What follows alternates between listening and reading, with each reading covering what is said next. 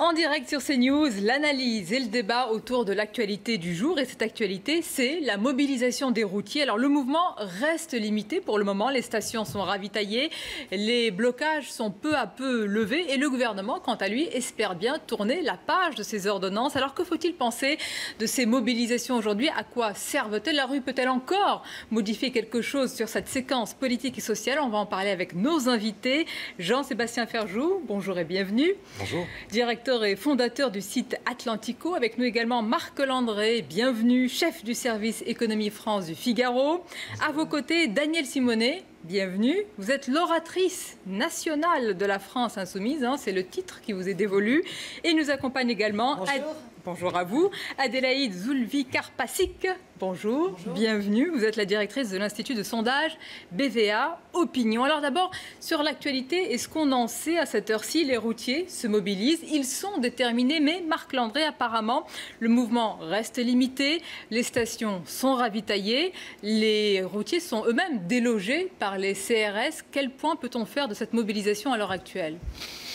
Elle n'a pas eu l'écho que ses promoteurs envisageaient. Là où ils pouvaient bloquer, ils ne l'ont pas bloqué parce qu'il n'y avait pas suffisamment de monde. Et en plus, il y a eu des points de contournement, des camions qui ont pu aller se ravitailler par des portes qui n'avaient pas été condamnées. Donc, en termes d'organisation structurelle, ça a mal été monté par ceux qui faisaient la grève. Et puis, effectivement, là où il y a eu quelques petits points de friction, les CRS sont intervenus pour libérer les accès là aux raffineries ou là aux dépôts de carburant. Donc, in fine, on se retrouve en fin de cette première journée de ce mouvement reconductible, puisqu'il va recommencer demain, sous une forme différente. C'est bien la preuve d'ailleurs que ça a été un échec aujourd'hui pour que demain, les promoteurs de la mobilisation disent on va faire différemment. Donc le bilan de cette première journée, c'est une journée pour rien. Ils ont embêté quelques automobilistes là sur l'autoroute A1 en faisant des opérations escargot, là sur le périph' de Rennes. Mais in fine, les stations-service sont ravitaillées et il y a quand même peu de chances que ça perdure. Un échec, une journée pour rien, c'est votre avis, Danielle Simonet? Non, et puis en plus, cette journée, elle va en appeler d'autres, à la fois dans ce secteur-là et sans doute dans d'autres secteurs. Ce qui est important, c'est de comprendre la raison de la mobilisation des routiers. Les routiers ont une convention collective, des accords de branche qui permettent, par exemple, des primes à l'ancienneté, un 13e mois, et de fait des ordonnances de Macron, cette loi travail XXL, eh bien, au niveau des entreprises, vont pouvoir être renégociées à la baisse. Évidemment, c'est ça le problème. C'est ça le problème de ces ordonnances, bien sûr que c'est ça. Présentation mensongère d'une réalité différente. Non, absolument pas. L'enjeu des ordonnances de M. Macron, c'est justement de casser la hiérarchie des normes, de l'inverser et de faire en sorte que le principe de faveur qui prévalait jusqu'alors, qui faisait que vous avez la loi, la même pour tous, ensuite des accords de branche uniquement s'ils sont plus favorables aux salariés que la loi, et des accords d'entreprise uniquement s'ils sont plus favorables que les accords de branche, les ordonnances permettent de casser cela. On va refaire le débat sur les ordonnances. C'est extrêmement important Danielle Simonet, sur que les mouvement. routiers, quand ils se battent contre ces ordonnances, parce qu'ils savent très bien que ça va impliquer quoi? C'est que la première entreprise qui va essayer de négocier pour obtenir un marché d'appel d'offres dans le moins-disant social en remettant en cause les accords de branche, elle va inciter de fait l'entreprise d'à côté pour récupérer le marché, de faire un moins-disant social, pire encore. Si je résume ce que vous dites, pour vous, les routiers ont des raisons de s'inquiéter des ordonnances pour leurs heures de travail, pour leur rémunération. Ça, on va continuer à en débattre, mais juste répondez-moi. Comme l'ensemble des salariés de ce pays. Sur la mobilisation aujourd'hui, pourquoi ce n'est pas un échec selon vous? On voit bien que ça reste limité, ils sont délogés, les stations sont ravitaillées, il n'y a pas de blocage.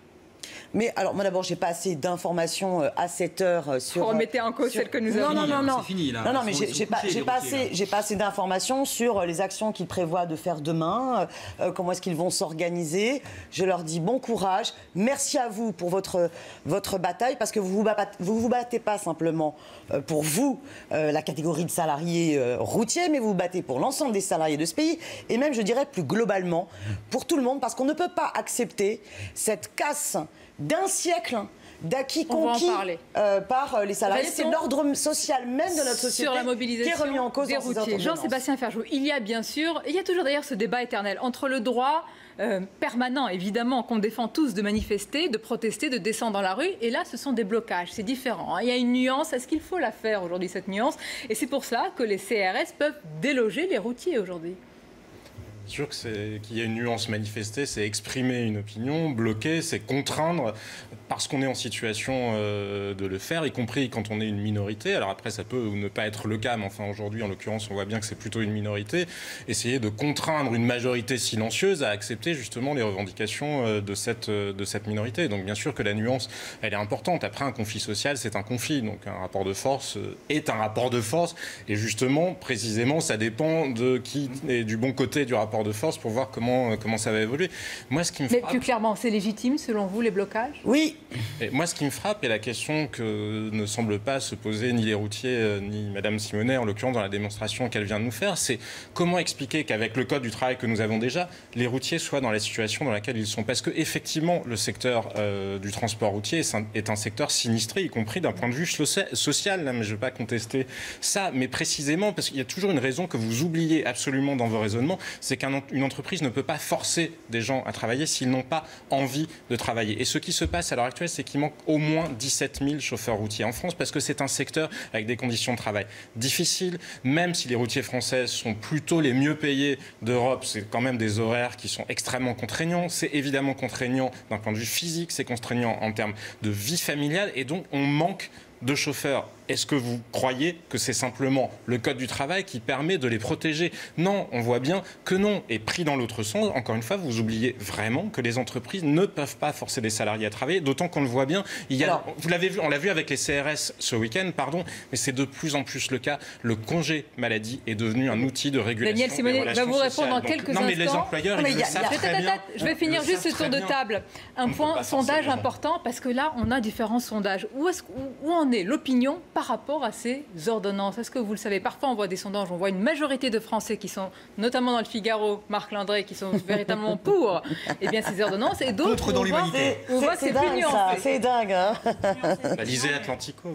C'est plus nuancé, en effet, mais avant de parler justement du sujet des ordonnances, on peut parler du sujet de la mobilisation et du soutien des Français à la mobilisation pour, justement, par rapport à ce que vous disiez. Et ce qu'on observe, et ce qui est intéressant, c'est la mise en perspective, c'est que les Français apportent un soutien à l'ensemble des mouvements sociaux actuels tempéré. On a un Français sur deux qui déclare soutenir ces mouvements. Donc un Français sur deux, c'est pas neutre, je ne néglige pas. Mais quand on met en perspective avec d'autres mouvements sociaux par le passé, je pense en premier lieu au mouvement contre la loi El Khomri, on était un soutien qui était plus massif, au plus fort de la mobilisation. 6 Français. Mais là, on est au début, madame. On est au début. Tout à fait. Je mets juste en perspective les ordonnances sans juger aucun. Et à l'époque, par exemple, du CPE, on est au début de la mobilisation. Qui était plus forte. Donc on a un soutien qui est quand même assez tempéré. Et pour répondre à votre question première qui était sur les ordonnances, en fait, les Français, ils sont assez ambigus. Ils sont globalement plutôt favorables à une réforme du Code du travail. Ils disent il faut la faire. Le Code du travail, il est un peu rigide, il est un peu figé. Donc oui, il faut faire quelque chose. Mais c'est la méthode qui les dérange. Et le recours aux ordonnances a été un vrai sujet de blocage. 70% des Français étaient opposés. Et quand on regarde le détail des mesures, il y a un point de crispation qui est très fort, c'est surtout le thème du plafonnement des indemnités prud'homales. Sur le reste, notamment sur le fait de consulter davantage les salariés, ils sont plutôt ouverts et favorables. Il y a eu quelques points de crispation et le sentiment globalement que ce sont des ordonnances plus favorables aux entreprises qu'aux salariés. Mais malgré ces points de crispation, Marc Landré, les Français, même s'ils soutiennent, parce que vraiment, c'est bien d'insister sur la situation particulière des routiers, elle l'est quand même. Vous avez rappelé les conditions de travail, c'est aussi un secteur qui est soumis à une très très forte compétitivité. Voilà. Donc ils soutiennent ce secteur-là, mais en même temps, ils n'ont pas envie d'une paralysie du pays. C'est toute la différence entre le droit de manifester et le droit de travailler. Je veux dire, quand les Français sont pour la réforme, à partir du moment où ça concerne leurs voisins ou les autres. Les Français sont pour soutenir des mouvements sociaux à partir du moment où ça ne les prive pas, ou ça ne leur enlève pas une partie de leur liberté. Donc c'est toute la contradiction entre le consommateur contribuable, le consommateur électeur. C'est plein d'ambivalence. Donc oui, les Français sont pour défendre des minorités qui peuvent avoir des raisons légitimes. Et je suis d'accord avec Jean-Sébastien, différentes de celles que pousse Mme Simonet dans ce conflit précis-là. En vérité, je veux dire, les routiers, ils se plaignent tout le temps, ils ont des raisons de se plaindre. Du fait de la concurrence internationale, notamment des pays de l'Est qui permettent d'envoyer sous statut de travailleurs détachés des centaines de chauffeurs à des tarifs qui tuent la concurrence. C'est du vrai dumping social qui est fait par les pays de l'Est de la France. Mais ce n'est pas parce qu'on va non pas leur supprimer leur 13e mois, mais c'est qu'on va permettre par accord majoritaire, je précise, je répète, par accord majoritaire au niveau de l'entreprise, de prendre une disposition plus adaptée qui est au moins équivalente. Qui dit au moins équivalente ne veut pas dire en termes d'échelle de valeur ou d'inversion de la hiérarchie de normes. Vous n'êtes pas d'accord sur un point précis qui est quand même contenu dans un texte. Hein. Daniel Simonet, vous dites non. Marc Landré, vous dites oui. Quelle est la réalité de ce qui va concerner ces routiers? La vérité, c'est que cette loi, mais bien sûr, cette loi n'est pas faite pour qu'il y ait des accords d'entreprise. Il y a toujours eu des accords d'entreprise. Qu'est-ce qui vous fait dire ça? La loi, elle est faite... Qu'est-ce qui vous permet de dire ça? Parce que je sais lire. La loi, donc arrêtez d'enfumer... Non, qu'est-ce qui vous permet de dire ça concrètement? D'enfumer celles et ceux qui nous regardent.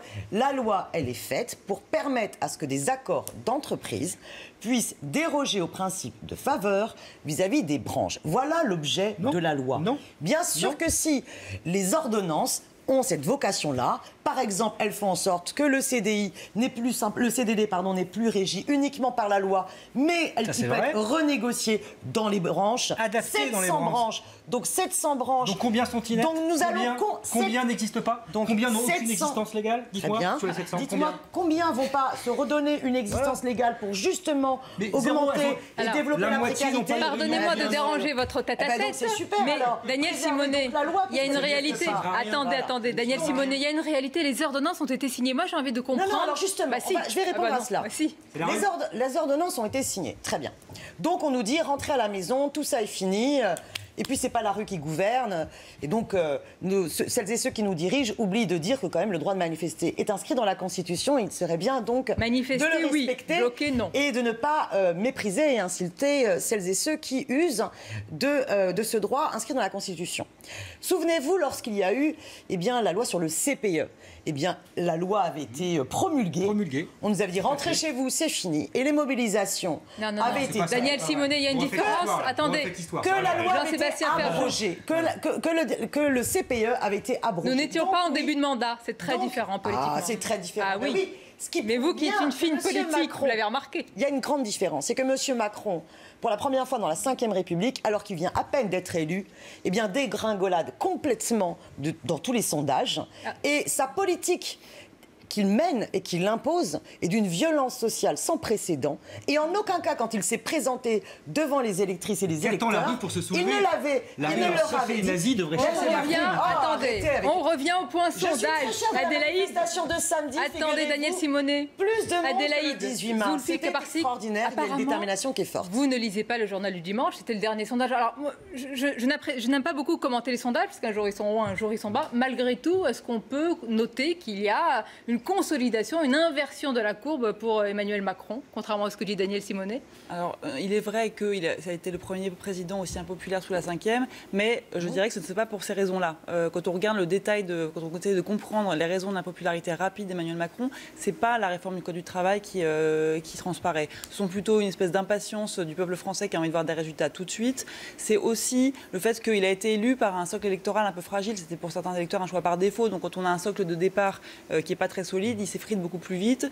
Mais ce n'est pas la réforme du Code du travail qui est en jeu ici. On a au contraire, nous on le voit dans nos études qualitatives, quand on regarde un peu les verbatims qu'expriment les Français, on a quand même ce sentiment que les Français nous disent « Attendez, il l'avait annoncé, vous avez raison, on est en début de mandat, c'était une promesse de campagne, donc ça, laissez-le mener la réforme jusqu'au bout. » C'est pas ce point en particulier qui cristallise... C'est un ensemble de mesures. Il y a la case du Code du travail, mais le fait qu'on ait fait les poches des citoyens et des citoyennes les plus défavorisés sur la question des APL, et que de l'autre côté, par contre, il y ait tous ces cadeaux qui sont faits au niveau de l'impôt sur les grandes fortunes, au niveau des actionnaires. On va en parler. Attendez, on Daniel Simonet. Des riches qui méprisent les citoyens. Jean-Sébastien Ferjou, est-ce qu'il y a aussi de légitimité qui s'affrontent? Il y a la légitimité, c'est le droit de manifester et d'être dans la rue. Il faut comprendre ceux qui sont inquiets et qui y sont. Et puis il y a l'autre légitimité du pouvoir qui dit, comme vous l'avez dit, je l'ai annoncé, j'ai fait, c'était sur la table, je fais ce que j'ai annoncé. Mais moi, je suis parfaitement d'accord avec l'argument qui était le vôtre. Qu'on soit d'accord ou pas avec Emmanuel Macron, la réforme du marché du travail, elle avait été exposée comme étant au cœur de son programme et comme étant la première réforme d'envergure du quinquennat. Mais il avait démenti les révélations du Parisien. Il avait démenti le contenu des révélations du Parisien en pleine campagne électorale. Madame Simonet, je pense que la proportion de Français qui sont allés voter au deuxième tour de la présidentielle après avoir lu les révélations du Parisien et le cas échéant en ayant compris la nature des révélations du Parisien devait être assez limitée. Donc ils avaient compris une philosophie. Les gens ont voté pour battre l'extrême droite, n'ont pas voté par adhésion au contenu qui était révélé des futures ordonnances par le Parisien. Ils auraient pu voter pour Jean-Luc Mélenchon pour battre l'extrême droite, ou ils auraient pu voter pour François Fillon. Pas menti en disant ils ne l'ont pas fait. Du tout ce contenu-là. À aucun moment. Et au final, c'est pas ce contenu-là. Bah bien sûr que si, c'est la même logique. Alors, le à l'arrivée, de toute façon, ce qui se passe dans les enquêtes d'opinion et qui probablement explique le retournement petit, il va falloir voir, et puis ça n'est jamais que de la popularité. La popularité, c'est quand même le plus évanescent des indicateurs. Mais il y a un soutien plus grand de l'électorat de droite, parce que précisément, en écoutant les discours de Jean-Luc Mélenchon ou en vous écoutant, il y a des électeurs qui ne sont pas en faveur d'Emmanuel Macron, qui dans les faits se retrouvent un peu contraints de le choisir ou de le soutenir parce qu'ils ne veulent pas du modèle social ou économique que vous développez. Ça existe aussi dans le pays. Donc on peut contester la légitimité d'Emmanuel Macron, mais quoi qu'il en soit, et quand on regarde le taux d'abstention pour les 17 députés de la France insoumise dans chacune des circonscriptions où ils étaient élus, je trouve que c'est vraiment un argument extrêmement malvenu que d'aller contester ça d'Emmanuel Macron. Daniel Après, encore Simonet une fois, on peut ne pas être d'accord avec lui. Dans quelques instants. On ne peut pas remettre en cause sa légitimité. Le fond, la forme, les légitimités, le droit de manifester, les blocages, on vous en parle dans quelques instants. A tout de suite, restez avec nous sur CNews. Évidemment, votre débat se poursuit. Malgré tout, la grève est reconduite demain. On va voir un cas précis. On va se rendre à Bordeaux avec Antoine Estève, qui était à la rencontre des routiers. Les blocages s'essoufflent. C'est un reportage à Bassins. Regardez, on en parle juste après. Mais là, c'est pas parce que j'aurais m'énervé, moi. Là, c'est pas au niveau de l'Europe. Merde, vous y comprenez rien, vous. C'est pas au niveau de l'Europe. Mais si, me bourricot, va. Les esprits s'échauffent quand un chauffeur routier indépendant tente de forcer le barrage. Les manifestants sont peu nombreux, une trentaine, mais très organisés. Ils paralysent depuis le milieu de la nuit un approvisionnement du dépôt pétrolier de Bassins. Le mot d'ordre est national, bloqué pour demander le retrait des ordonnances d'Emmanuel Macron sur le Code du travail. On est arrivé, on a tout posé et puis voilà quoi. Et puis on a tout fermé. Il n'y a pas de police pour vous accueillir ? Au début si, puis après, au début quand on est passé, ils sont partis, puis on les a plus revus, donc on est arrivé, puis on s'est posé, puis voilà, c'était un dépôt, c'était un site qui est stratégique, pardon. Dans la matinée, le mouvement mené par les routiers s'essouffle. Les camions citernes passent par une autre entrée sur le site et font le plein. Le blocage ne peut plus tenir. La CGT et Force ouvrière appellent les manifestants à lever le barrage. On n'était pas écoutés dans la rue avec des drapeaux, on n'est pas écoutés quand on fait des actions comme ça, mais il va falloir qu'on soit plus nombreux et qu'on fasse plus d'actions. C'est la morale qu'il faut en tirer, je pense, pour nous. Ici en Gironde, les manifestants menés par les syndicats de routiers de la CGT et de Force ouvrière pourraient décider de nouveaux blocages très prochainement et pourquoi pas paralyser une zone industrielle de la région de Bordeaux. Voilà, les routiers en général qui veulent des garanties. La grève est reconduite demain. On saura donc demain plus précisément si on peut vraiment parler d'un mouvement qui s'est essoufflé. On va rester prudent cet après-midi. On a parlé tout à l'heure, mesdames, messieurs, de la particularité des routiers. On va un petit peu élargir le débat. Marc Landré, on a l'impression, ce n'est pas qu'une impression, que le gouvernement a la séquence des ordonnances derrière lui. Est-ce que c'est le cas? On a l'impression comme un dédoublement en fait d'une réalité sociale dans la rue et politique auprès de ce gouvernement. Emmanuel Macron a toujours dit qu'il voulait aller très vite. Et c'est d'ailleurs pour ça qu'il a pris la formule des ordonnances, qui est très démocratique puisqu'elle est prévue dans la Constitution, pour faire passer sa réforme. Et après, il veut encancer la deuxième séquence. Il veut d'autant plus aller vers la deuxième séquence qui est la formation professionnelle, l'assurance chômage et l'apprentissage, qu'il y a peu de résistance dans la rue et que tant la France Insoumise, n'en déplaise à ma voisine, que la CGT n'ont pas réussi à mobiliser en masse et à lui faire peur. Tout est question de rapport de force. Si le rapport de force est important, l'exécutif peut être tenté soit de revenir en arrière, soit d'amender un petit peu son propos, sa réforme. À partir du moment où la menace n'est absolument pas dissuasive, il n'y a personne dans les rues, que ce soit pour écouter Jean-Luc Mélenchon ou que ce soit pour suivre Philippe Martinez. Et vous savez bien que vous dites que des mensonges. Non, moi, je me base sur il y avait les faits. Alors les faits. Samedi, il y avait plus de monde que le 18 mars. En pleine campagne présidentielle lors de la grande marche. Rappelez-moi le score présidentielle. de monsieur Mélenchon. Oui, eh bien, je vous le rappelle. Voilà, 19%. Oui. Voilà. Donc à 600 000 voix près, il était au deuxième tour. C'est bête, il n'était pas au deuxième. Il n'est pas au deuxième. Accessoirement, il y avait aussi François Fillon. Accessoirement, c'est comme au JO, la quatrième place, on ne s'en rappelle jamais. Écoutez, non, mais il y a une vraie question, Daniel Simonet. Est-ce que les vous pouvez balayer la réalité comme ça avec un geste de mépris. Vous avez eu une manifestation ce samedi. Historique. 150 000, c'est ça? Historique, puisque vous avez plus de monde que lors de la grande marche du 18 mars pour les élections présidentielles autour de la France Insoumise, alors qu'on est en début de quinquennat et que monsieur Macron devrait être au contraire tout à fait à l'aise en début de quinquennat pour présenter sa politique.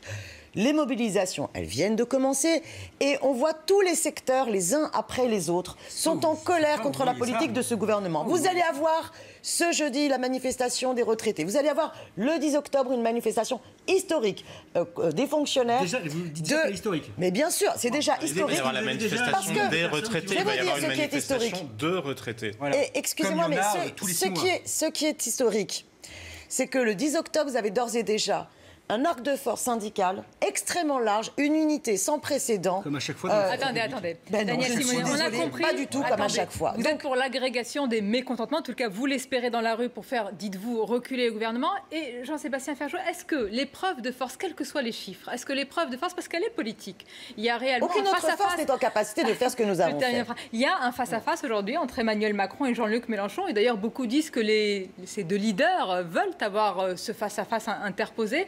Est-ce qu'aujourd'hui, l'épreuve de force, elle est encore utile, selon vous? Est-ce qu'elle peut, non pas faire reculer ce gouvernement, qui, malgré tout, tous les jours affirme sa détermination, mais pouvoir amender certaines choses? Est-ce que c'est encore possible? Est-ce qu'elle est encore utile? Tout dépend de qui en représente le point de vue. Si je me situe du point de vue de Madame Simonet, on voit bien qu'au-delà du conflit social, il y a un pari politique de Jean-Luc Mélenchon, puisque contrairement à la tradition de l'histoire politique française, normalement, ce sont les syndicats qui sont au premier rang de la contestation sociale, puisque les syndicats, même si en France ils sont toujours très politisés, sont censés ne pas justement entrer dans des jeux politiciens, représenter vraiment l'intérêt des salariés, pas l'intérêt d'un candidat qui rêve ou pas d'avoir 600 000 voix en plus, ce qui est une considération assez différente peut-être que la justice sociale. Donc voilà, il y a ce pari-là de Jean-Luc Mélenchon qui finalement à l'arrivée serait probablement contre-productif, puisqu'il personne, même si le 10 octobre, tout le monde, si je vous en crois du moins, va se mettre ensemble, ça fait un mouvement plutôt divisé. Et après, puisque justement ça a surpolitisé cet enjeu-là, plutôt que peut-être le laisser sur des considérations de négociation plus sociales. Mais moi je vois aussi des sondages où on n'est pas là à 600 000 voix, mais où il y a quand même 2/3 des Français qui disent qu'ils ne voudraient pas de Jean-Luc Mélenchon comme président de la République, parce que la réalité, elle est là. Jean-Luc Mélenchon est dans une situation équivalente à celle du Front National. De la confiance. Justement, on a une responsable des sondages sur le plateau, on va lui poser la question. Quoi qu'il en soit, il y a un effet de plafond de verre qui pèse sur la France insoumise, comme ça a pesé sur le Front National, comme ça a longtemps été le cas pour le Parti communiste. Il y a incontestablement une progression. Vous incarnez le mieux l'incarnation en termes de bruit médiatique, mais au niveau institutionnel, s'il y avait une élection demain, je vous mets mon billet. Pour le coup, je suis prêt à prendre ce pari-là. Vous ne gagnerez pas des législatives si vous allez répondre dans quelques instants. Adélaïde Zulfi-Karpasic. Sur Jean-Luc Mélenchon, j'imagine que vous n'avez pas mené des enquêtes depuis sa fameuse phrase qui a provoqué tant d'indignation et de remous samedi. Ça, on va y venir tranquillement. Mais sur la figure de Jean... Vous me permettez d'avoir mes propres mots, je vous permets d'avoir les vôtres. Sur la figure elle-même de Jean-Luc Mélenchon et au-delà de son socle à lui, au-delà de la France insoumise, comment son discours qui peut parfois clivé, qui est parfois assez dur, tranchant, vif, comment est-ce qu'il est perçu aujourd'hui? C'est le mot que j'allais utiliser. Jean-Luc Mélenchon, c'est une personnalité qui est assez clivante. Aujourd'hui, c'est vrai qu'il apparaît dans les enquêtes d'opinion, on le voit de manière très nette, il apparaît comme celui qui incarne le mieux l'opposition. C'est aussi une incarnation par défaut, si je puis dire, parce que les autres partis sont un peu en difficulté, le PS, absence de combattants. Donc il y a aussi le fait que l'actualité du gouvernement se porte plutôt sur ces sujets. Donc c'est vrai qu'il occupe le terrain beaucoup plus peut-être que si on parlait d'immigration ou de sécurité. Donc il y a ce point-là. Il incarne aussi il est aussi celui qui incarne le mieux l'avenir de la gauche. Mais, et c'est vrai que je rejoins cette analyse du plafond de verre, quand on regarde justement qui aujourd'hui sont les sympathisants de la gauche, il y a une partie des sympathisants socialistes qui sont déjà partis vers Jean-Luc Mélenchon au moment de la présidentielle, mais un sympathisant socialiste sur deux, lui, a voté pour Emmanuel Macron. Et on voit bien qu'aujourd'hui, si les sympathisants de la gauche, si je puis dire, à n'en pas douter, place Jean-Luc Mélenchon vraiment sur un piédestal et considère qu'il est le leader légitime et évident pour la suite, toute une partie des sympathisants PS et même une large majorité nous disent on ne veut pas de lui. Et donc on voit bien qu'il aura une difficulté à rassembler plus largement que son socle électoral pour franchir un cap qui serait celui d'une victoire. Il y a même le défi si effectivement, rassemblement. Vous allez répondre, Daniel Simonet. Encore un mot, Marc Landré, pour l'Élysée. Est-ce que c'est le cas? Est-ce que vous le savez, Jean-Luc Mélenchon, bien c'est l'adversaire idéal. C'est, pardonnez-moi du terme, pour Emmanuel Macron, l'épouvantail utile. C'est presque l'opposant rêvé. Oui, il est clivant, il est toujours contre. Quel que soit l'exécutif en place, que l'exécutif soit de gauche, il est contre, que l'exécutif soit de droite, il est contre, que l'exécutif soit Emmanuel Macron, il est contre. Donc effectivement, c'est un opposant rêvé. Et c'est d'autant plus un opposant rêvé que les politiques qui sont mises en avant, notamment par Emmanuel Macron aujourd'hui, que ce soit la réforme des ordonnances ou celle à venir, on sait très bien que quoi qu'on dise, il sera contre.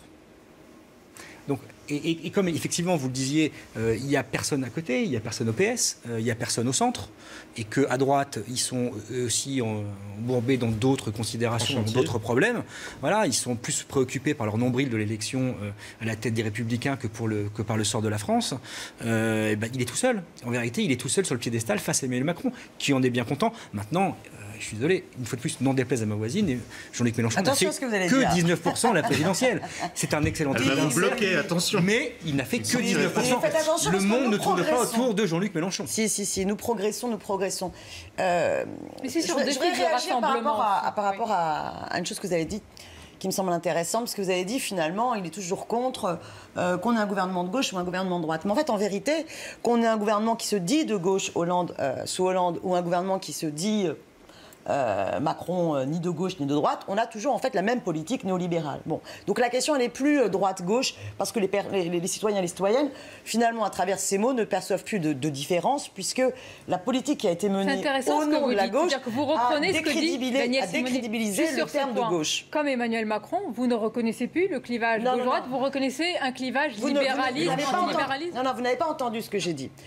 Le problème, c'est que ceux qui se disaient hier de gauche ont appliqué une politique néolibérale qui est finalement la même que celle qui est suivie par M. Macron à vitesse grand V. Donc, le mot même de gauche a été décrédibilisé par ceux qui s'en sont réclamés et qui en ont fait l'inverse. Et donc, vos sondages, s'ils découpent les électeurs en fonction de tranches de saucisson qui se projettent dans l'électorat socialiste, ce genre de choses, ce sont des catégories de population. Non, ça n'est plus valable. Non, mais ça n'est plus valable aujourd'hui. Parce que ces grilles de lecture-là ne correspondent plus à la réalité aujourd'hui. Aujourd'hui, les électeurs et les électrices ne s'identifient plus à travers ces vieux partis politiques. Mais précisément, il y a effectivement une confusion idéologique totalement différente. Ce qui est intéressant. Quelle confusion idéologique? Ce que nous faisons en fait depuis la campagne présidentielle et législative, c'est que par un programme, l'avenir en commun, nous amenons la bataille politique. Aujourd'hui, quelle est l'urgence? Est-ce que c'est d'organiser le dumping social ou bien au contraire de faire une loi d'interdiction des licenciements boursiers? La question, c'est comment les mener. Encore une question. Oui. On va pas.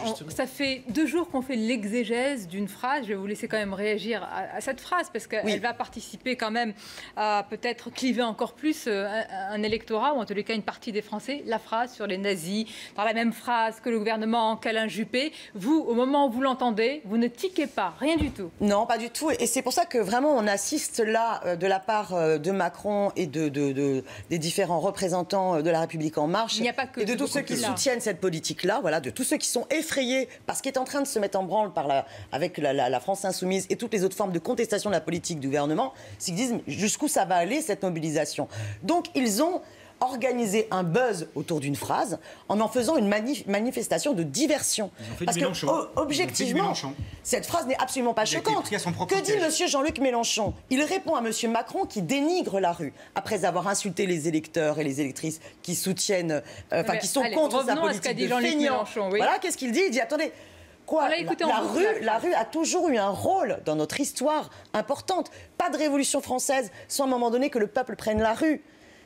Tous nos grands acquis ont été liés à la rue. J'ai 36. Vous n'auriez pas vos congés payés s'il n'y avait pas eu la rue. Voilà, est-ce que c'est la rue qui a défait le nazisme? Alors, est-ce qu'à un moment donné, la rue a joué un rôle ou pas dans la résistance? Est-ce que si vous n'aviez pas eu à un moment donné des manifestations le 11 novembre 1940 des étudiants qui ont joué à un moment donné... Le problème, c'est que la rue... On va faire un cours de ça, mais vous ne reconnaissez aucune maladresse? À aucun moment dans la phrase de Jean-Luc Mélenchon, il n'y a de lien entre les nazis et M. Macron. Or, c'est le procès qui a été fait par tous ces dirigeants. Et là, c'est une malhonnêteté intellectuelle inacceptable et intolérable de leur part. Pour faire diversion et qu'on ne parle pas du cœur de la manifestation, phrase, et puis on va aller au-delà, de la contestation de la politique de Macron. Non, mais je pense que la phrase, c'était une erreur, incontestablement. Je pense que même les gens chez la France Insoumise sont capables de se rendre compte que, historiquement, ça n'avait pas de sens. Maintenant, là où je vous rejoins, c'est qu'elle a été un peu surexploitée, parce que je suis d'accord avec vous, Jean-Luc Mélenchon, quand on écoute la tirade en entier, ne compare pas Emmanuel Macron aux nazis. Après, ça ne retire rien à la bêtise de la phrase. Et je pense que c'est effectivement assez vexant pour lui, qui se veut, en général, juste dans l'analyse historique, qui avait même remis en cause Microsoft à cause de la représentation de la Révolution française qu'ils avaient fait dans Assassin's Creed. Là, effectivement, il est lui-même pris la main dans le pot. Maintenant, c'est pas ça qui est le plus grave. C'est parce que vous avez l'air de croire que parce que vous êtes dans la rue, ça représenterait tous les gens qui pourraient y être. Mais non, il y a des tas de gens qui pourraient par ailleurs être dans la rue ou qui ne soutiennent pas Emmanuel Macron, qui pour autant ne se retrouvent pas dans votre manifestation. Donc à la limite, peu importe que vous ayez été 50 000 ou 150 000, vous voyez bien que c'est quand même très loin de 65 millions de Français. Et le problème aussi, c'est que la confusion idéologique dont je vous parlais tout à l'heure, effectivement, il y a un problème, personne n'est capable de tenir un discours critique sur le capitalisme, à part les discours traditionnels, à l'ancienne, même s'il y a de nouveaux secteurs de la société qui s'en saisissent à l'heure actuelle et qui vous dépassent, peut-être les Black Blocs ou d'autres, ou les Antifa, mais à l'heure actuelle, la droite et les libéraux sont incapables de parler, effectivement, de tenir un discours critique sur les excès d'un certain capitalisme financier. Oui, mais c'est profondément important dans la manière dont se structure le champ politique, parce qu'il y a des tas d'électeurs qui se sentent orphelins. Personne n'est capable de s'adresser à leur ressenti, parce que quand on disait tout à l'heure, il y a un Français sur deux qui est plus ou moins contre la réforme du travail, mais dans le même temps, pris dans le détail, ils ne sont pas vraiment contre, à part le barème des prud'hommes. C'est parce que justement, je pense qu'il y a une inquiétude, effectivement, sociale ou d'un nouveau monde plus dur, qui est diffuse, et personne en face qui est capable d'avoir une explication pour dire voilà le nouveau monde dans lequel nous vivons, et voilà ce qu'on pourrait faire. Les explications que vous avez, c'était les mêmes qu'il y a 40 ans ou il y a 50 ans. Regardez notre programme et vous verrez que ce n'est pas les mêmes. Non, regardez notre programme. On vous répond et je vous donne la parole. C'est la même philosophie. J'allais dire simplement qu'effectivement, la dernière élection présidentielle nous a bien montré que les lignes et les clivages étaient en train de changer. Mais il y a une certitude, à mon sens, elle nous a aussi montré que les Français en avaient marre de la vieille manière de faire de la politique. Et justement, le fait de s'arrêter sur une petite phrase, de polémiquer après les ouragans sur qui est responsable, c'est typiquement ce que les Français ne veulent plus.